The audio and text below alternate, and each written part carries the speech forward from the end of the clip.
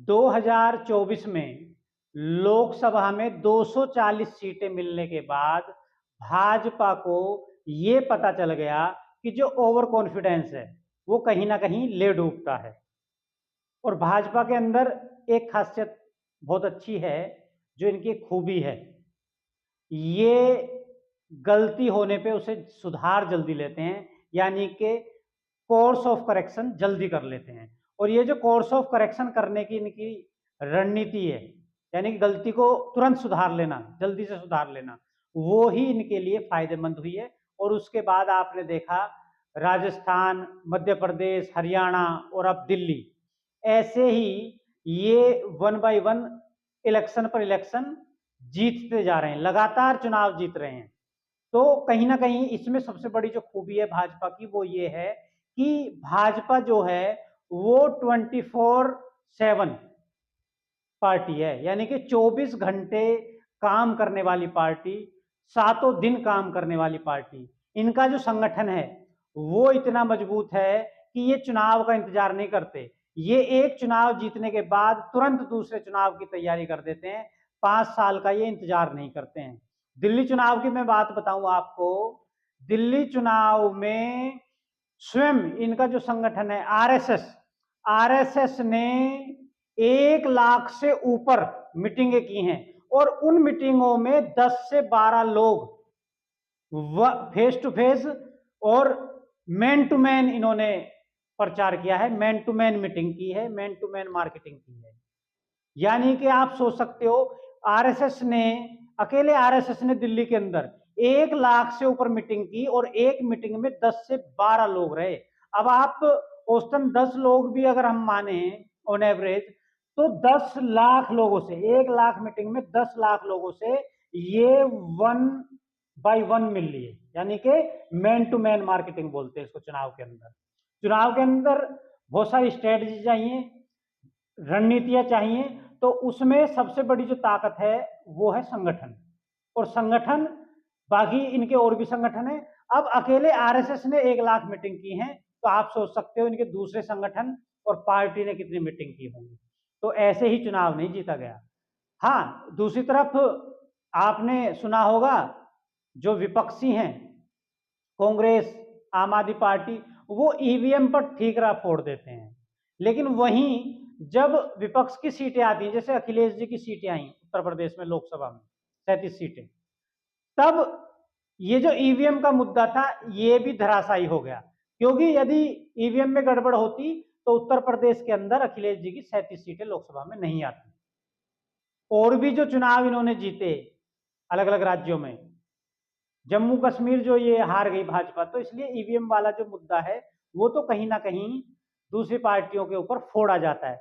असली में जो भाजपा की पकड़ है वो ये दूसरी पार्टियां नहीं कर पाती है। दिल्ली चुनाव में हमने देखा कि जो बूथ लेवल का मैनेजमेंट था वो भाजपा का बहुत मजबूत था।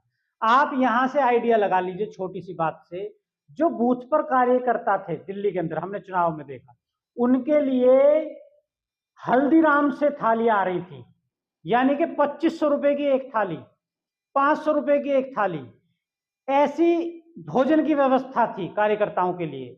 और यहां तक हमने देखा जो कांग्रेस आम आदमी पार्टी के कार्यकर्ता थे उनको कहीं ढाबे से आसपास से 100 रुपए की जो प्लेट होती है वो उनको खाने में दी जा रही थी।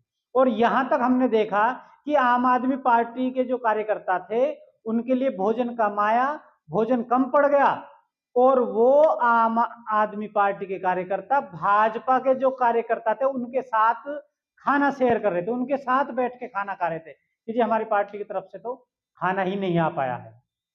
तो आप सोच सकते हो, वहीं जो बूथ पर काम करता है व्यक्ति, तो जो बस्ते बनाए जाते हैं, बैग बनाए जाते हैं, उसमें भाजपा ने 2500 रुपए और वहीं अदर पार्टी 500 1000 रुपए दे रही है। तो आप सोच सकते हो कि किसका व्यक्ति मेहनत करेगा। जैसा चुनाव में हम कहते हैं चर्चा, पर्चा, खर्चा, इन तीनों का रोल है, खर्चे का सबसे बड़ा रोल है। तो ऐसा नहीं है कोई बिना चर्चा, पर्चा, खर्चा के चुनाव जो है वो जीत जाएगा, माहौल बना लेगा। दूसरा, भाजपा का सबसे अच्छा जो मीडिया मैनेजमेंट आपने देखा होगा, आईटी सेल का मैनेजमेंट देखा होगा, और इसी के अगेंस्ट जो अदर पार्टियां हैं वो अपना एक मीडिया मैनेजमेंट भी नहीं कर पाती, एक मजबूत तंत्र नहीं बना पाते। सोशल मीडिया पर तो मजबूत टीमें हायर की जा सकती हैं, वो टीमें भी ये लोग हायर नहीं करते हैं और वहीं मार खा जाते हैं। दिल्ली चुनाव में हमने यहां तक देखा कि पार्टी का व्यक्ति चुनाव लड़ रहा है, अदर पार्टी का, और जो पार्टी का ऊपर लेवल का खेमा है वो नदारद है, गायब है, कैंडिडेट को कोई सपोर्ट नजर नहीं आती है, तो क्या होता है? फिर चुनाव तो हारना पड़ेगा। ठीक है, अब इतनी मजबूती से चुनाव आप नहीं लड़ेंगे और बाद में हार के बाद ईवीएम पर ठीकरा फोड़ेंगे, तो ये कहीं ना कहीं अपनी जो कमी है, अपनी जो गलती है, उसको कहीं ना कहीं दबाने का काम जो है विपक्ष करने में लगा रहता है। अभी मैं आपको बता दूं, दिल्ली चुनाव इन्होंने जीता और तुरंत नेक्स्ट चुनाव जो है बिहार चुनाव की भाजपा ने तैयारी कर दी। वहीं अगर विपक्ष की बात करें, दूसरी पार्टियां बिहार के अंदर अभी नजर नहीं आ रही हैं। यहां मोदी जी ने बिहार में एक रैली भी तय कर दी है, जो कि किसान सम्मान निधि जो बांटी जाती है उसको लेकर वहां पर एक मीटिंग और रैली होने जा रही है, यानी कि बिहार चुनाव की तैयारी इन्होंने पहले से ही कर दी। तो ये जो चीजें हैं ये कहीं ना कहीं भाजपा को आगे ले जाती है। दूसरा, एक ऐसे ही छोटी सी डिबेट थी, उसमें हम भी गए, तो वहां लोग कह रहे थे कि जी ये भाजपा या कुछ पार्टियां धर्म की राजनीति करती हैं। तो मैं आपको बता दूं, मैंने वहां तुरंत किया कि इसमें बुरा क्या है। खुद नेताओं को जनता मौका देती है और राजनेता तो उन मुद्दों को ही राजनीति में मुद्दा बनाते हैं जिन मुद्दों पर समाज बटा होता है, जिन मुद्दों पर समाज धर्म या जातियों में बटा होता है, वो नेताओं को एक मौका मिल जाता है और नेताएं जो हैं उसको भुना लेते हैं और उन्हीं को मुद्दा बना लेते हैं। तो इसमें नेताओं की गलती बिल्कुल नहीं है। इससे अलग भाजपा का जो डिसीजन मेकिंग है, डिसीजन मेकिंग आपने भी देखी होगी। मध्य प्रदेश के अंदर चुनाव किसी और व्यक्ति के चेहरे पर लड़ा गया और बाद में क्या हुआ, उसी चेहरे को हटाकर पर्ची खोलकर किसी और को सीएम बना दिया जाता है। यहां आपको दाद देनी पड़ेगी इनके डिसीजन मेकिंग की। क्या कोई अदर पार्टी ऐसा कर सकती थी? कांग्रेस ऐसा कर सकती थी? नहीं कर सकते थे। कहीं ना कहीं डिसीजन मेकिंग तो लानी पड़ेगी, समय के अनुसार रणनीतियां बदलनी पड़ेंगी, मैनेजमेंट बदलना पड़ेगा समय आने पर। ऐसा नहीं है कि जो पुराना सिस्टम है उसी से चला जाएगा। तो ये एक हिम्मत की बात है। अदर पार्टियां आसानी से नेता को हटा नहीं पाती हैं। ये लगता है इनको कि कुछ गड़बड़ होने वाली है, भविष्य को देख के उस हिसाब से रणनीति बदल लेते हैं और बड़े से बड़े नेता को वहां से हटाकर मुख्यमंत्री चेहरे से सांसद बना देते हैं। तो ये सबसे बड़ा मैटर है। फिर दूसरा, इनका जो लीडरशिप है वो कहीं ना कहीं हाईकमान की बात मानती है और बिल्कुल भी विरोध करते नहीं है। जैसा आदेश हो जाता है ऐसा ही पूरा संगठन मान लेता है। भाजपा सभी मुद्दों पर आपको पता ही है काम कर रही है, तो कोई मुद्दा जो है विपक्ष के लिए इन्होंने छोड़ा नहीं है, हर मुद्दे पे काम चल रहा है। अभी जो बजट आना था उसमें केजरीवाल जी ने कहा कि जो टैक्स रिबेट है वो 10 लाख तक होनी चाहिए। तो इन्होंने सोचा कि भाजपा सरकार जो है वो 10 लाख तक टैक्स रिबेट दे नहीं पाएगी और आप इसको मुद्दा बना लेना। वहीं भाजपा ने क्या किया, 10 लाख छोड़िए, उन्होंने 12 लाख तक की टैक्स पर छूट कर दी, तो वो मुद्दा भी इनके हाथ से खत्म हो गया। तो कहीं भी भाजपा इनको मौका नहीं दे रही है, कोई भी मुद्दा छोड़ा नहीं है। वो सड़क से लेकर संसद तक सब पे काम ये कर रहे हैं, उसकी वजह से कोई मुद्दा बचा नहीं है। उधर उत्तर प्रदेश की बात करें तो उधर जो योगी जी का लॉ एंड ऑर्डर पे जो कमांड बना रखी है उसका मैसेज पूरे देश में एक अच्छा मैसेज जा रहा है और उस वजह से भी भाजपा प्लस में आ जाती है। हर जगह कहीं ना कहीं जो योगी पैटर्न है उसका जिक्र हो जाता है हर चुनाव में। ऊपर से योगी आदित्यनाथ जी को बिल्कुल चुनाव स्टार चुनाव प्रचारक बना दिया जाता है। हर रैलियां जो कराई जाती हैं उसमें योगी जी को भेज दिया जाता है। तो आप ये कह सकते हो कि जो भाजपा का पूरा तंत्र है उसको इन्होंने कंट्रोल कर रखा है बिल्कुल मजबूती से। मैनेजमेंट, कोई भी व्यक्ति इधर से उधर नहीं हो सकता। वहीं दूसरी पार्टियों में देखें तो आप अगर अनुमान लगाएंगे तो दूसरी पार्टियों के लोग ज्यादा अपनी पार्टी छोड़कर भाजपा में चले जाते हैं। आपने बहुत कम लोग ऐसे देखे होंगे जो भाजपा छोड़कर दूसरी पार्टियों में जा रहे होंगे। तो अपने संगठन, अपने लोगों को बांध कर रखना, ये किसका काम है? ये मैनेजमेंट का काम है। तो इनका जो मैनेजमेंट है वो लोगों को भागने नहीं देता, बिल्कुल बांध कर रखता है। नहीं तो ऐसा होता है, चेहरा बनाया किसी को और मुख्यमंत्री बनाया किसी को, तो वो तो नाराज होकर दूसरी पार्टी में चला जाता। लेकिन उसको जाने नहीं देते हैं, उसके लिए दूसरा ऑप्शन खोलते हैं कि आपको हम सांसद बनाएंगे, फिर आपको हम केंद्रीय मंत्री बनाएंगे, आपको केंद्र में लेने जा रहे हैं। तो बांध के रखते हैं, किसी को भी जाने नहीं देते। और आप देखते हो कांग्रेस के कितने लोग दूसरी पार्टियों में चले जाते हैं, आम आदमी पार्टी के लोग छोड़कर चले जाते हैं। तो कहीं ना कहीं दूसरी पार्टियों को, इसमें कोई बुरा मानने की बात नहीं है, घमंड की बात नहीं है, जो अच्छा करता है उससे सीखना चाहिए। दूसरी पार्टियों को कहीं ना कहीं अब तक भाजपा के पैटर्न को अपना लेना चाहिए था, और जैसी रणनीति उनकी है उसके अकॉर्डिंग ही अपनी रणनीति बना लेनी चाहिए। आपने दिल्ली में देखा, मोदी जी के चुनाव, मोदी जी के चेहरे पर चुनाव लड़ा गया, और उधर दूसरा चेहरा किसका था? आम आदमी पार्टी की बात करें तो केजरीवाल जी का। तो कहां एक बड़ा चेहरा, और इधर चुनाव लड़ा जा रहा था केजरीवाल के चेहरे पर। तो कहीं ना कहीं फर्क तो पड़ता है। जो बड़ा चेहरा था उसका जो असर है वो ज्यादा रहता है। तो ये जो चेहरे की लड़ाई थी, इसको भी आम आदमी पार्टी मैनेज नहीं कर पाई, उसका तोड़ नहीं निकाल पाई कि इसका तोड़ क्या है। और आम आदमी पार्टी की बात करें, दिल्ली चुनाव में आपने देखा कि इन्होंने 5 साल मेहनत नहीं की। चुनाव जीते पहला, फिर दूसरा जीते, दूसरी योजना आई, तो इन्होंने बिल्कुल संगठन ढीला छोड़ दिया, मैनेजमेंट ढीला छोड़ दिया। और ये किसके भरोसे हो गए? आम आदमी पार्टी दिल्ली के अंदर जो फ्री की रेवड़ियां इन्होंने बांटी थी, फ्री की रेवड़ियों के भरोसे रह गए कि फ्री की रेवड़ियां जो हैं वो आपको फिर तीसरी बार मुख्यमंत्री बना देगी, आपको सत्ता में ले आएगी फ्री की रेवड़ियां। और मैनेजमेंट और संगठन, उस पर इन्होंने काम नहीं किया 5-10 साल।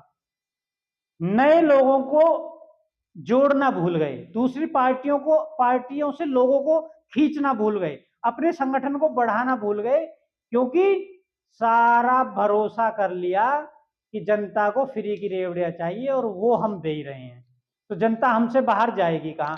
और पूरे चुनाव आपने देखा, आम आदमी पार्टी ने बिल्कुल जो फ्री की योजनाएं थी उस पे अपना फोकस रखा, एक के बाद एक के बाद एक जो घोषणाएं थी वो चलती रही।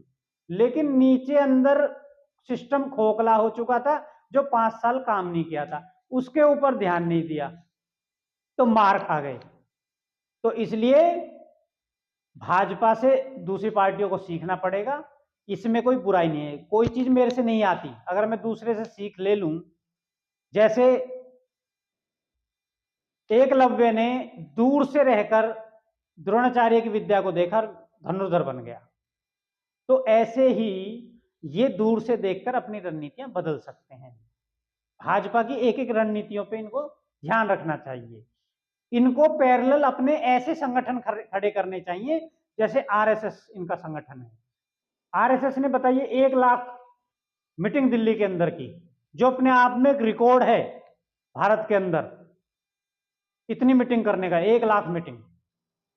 और 1 लाख मीटिंग का पता क्यों नहीं चला?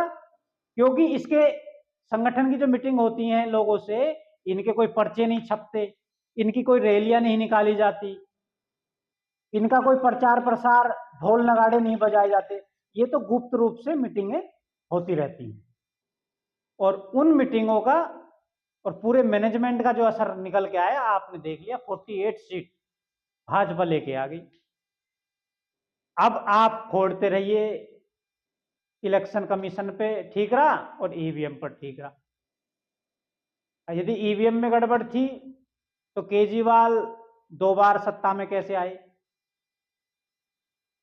ईवीएम में गड़बड़ थी तो जम्मू कश्मीर में भाजपा क्यों नहीं आई? ईवीएम में गड़बड़ थी तो अखिलेश यादव जी की इतनी सीटें कैसे आई? ईवीएम में गड़बड़ थी तो अयोध्या कैसे हार गई? तो अपनी जो गलती है उसका ठीकरा ईवीएम पर फोड़कर और अपने हाथ धो लेना, साफ कर लेना, ये कोई ठीक नहीं है। जब कांग्रेस के समय ईवीएम थी तो कांग्रेस के ऊपर भाजपा ये ही आरोप लगाया करती थी या अदर पार्टियां कि कांग्रेस ने ईवीएम में गड़बड़ करा रखी है। तो ये तो ईवीएम का मुद्दा चला ही आ रहा है, जो भी सत्ता में होगा उस पर ये आरोप लगेगा कि ईवीएम में गड़बड़ का। और आपको पता है जब जिसकी सत्ता होती है तो थोड़ा सा जो अधिकारी हैं उनका झुकाव हो ही जाता है, चाहे वो कांग्रेस की सत्ता हो या किसी और पार्टी की सत्ता हो। इलेक्शन कमीशन की बात करें तो अधिकारी थोड़ा सा तो झुकाव मानते ही हैं। वो किसी की जिसकी भी सत्ता रहेगी उसका झुका माना ही जाएगा, जिस राज्य में जिसकी सत्ता होगी। तो ये तो चलता रहेगा। अब इसको तोड़ने का, इसको भेदने का जो इलाज है वो मैनेजमेंट ही है। दिल्ली चुनाव के बाद इन्होंने बिहार की तैयारी कर दी है, तो ऐसे ही जो अदर पार्टियां हैं उनको भी अच्छे मैनेजमेंट के साथ, अच्छी मीडिया मैनेजमेंट, अच्छी आईटी सेल के साथ और संगठन को मजबूत करके उनको भी बिहार की तैयारी जो है वो शुरू कर देनी चाहिए। अभी जो कांग्रेस के पवन खेड़ा जी हैं उन्होंने ये बोला है कि 2026 तक हम मोदी सरकार को गिरा देंगे।